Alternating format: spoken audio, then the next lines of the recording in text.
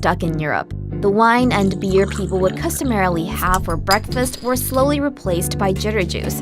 But although coffee has become the West's favorite energy booster, people forget it was once considered the devil's drink. Because of coffee's Islamic origins, it was shunned by Christians in the West. They were suspicious of its effects and considered it a pagan drink. It wasn't until 700 years after its discovery, when the drink began to pick up in popularity, that the issue was brought up to then-Pope Clement VIII. Catholic devouts were hoping their leader would denounce the drink immediately, but to their surprise, the Pope took a "don't knock it until you try it" approach and decided to take a sip before completely banning the so-called devil's drink. His verdict? Coffee was here to stay. But to convince his followers that coffee would not make it easier for a demon to possess them, the Pope actually baptized coffee beans in order to officially pronounce them Satan-free. And since it's been a coffee free-for-all in the West. The first coffee houses in the world appeared during the 15th century in the Arabian Peninsula, and they were called kaveh-khaneh.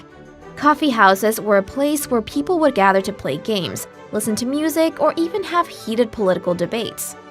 At the same time, as coffee grew in popularity among Europeans during the 1600s, so did the appearance of coffee houses there.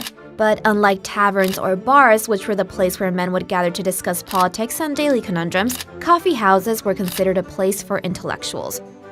In Britain, coffee houses were called penny universities because for a penny, you could get a cup of coffee and engage in cerebral conversations with businessmen and scholars fraternizing at the shop. But early coffee houses weren't open to everyone. The British and French banned women from entering their premises. Only the Germans saw no problem with ladies and gentlemen taking part in discussions together. But it wasn't just about intellectual conversations. Many people at the time believed that coffee was a very potent remedy for, well, everything apparently. Take a look at this coffee ad from 1652. It claims coffee can treat headaches, the cough of the lungs, dropsy, gout, and scurvy.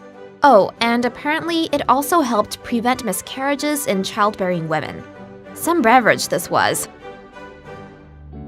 By the 18th century, coffee had become the drink in every country it had been introduced to, but people still couldn't get enough of the drink.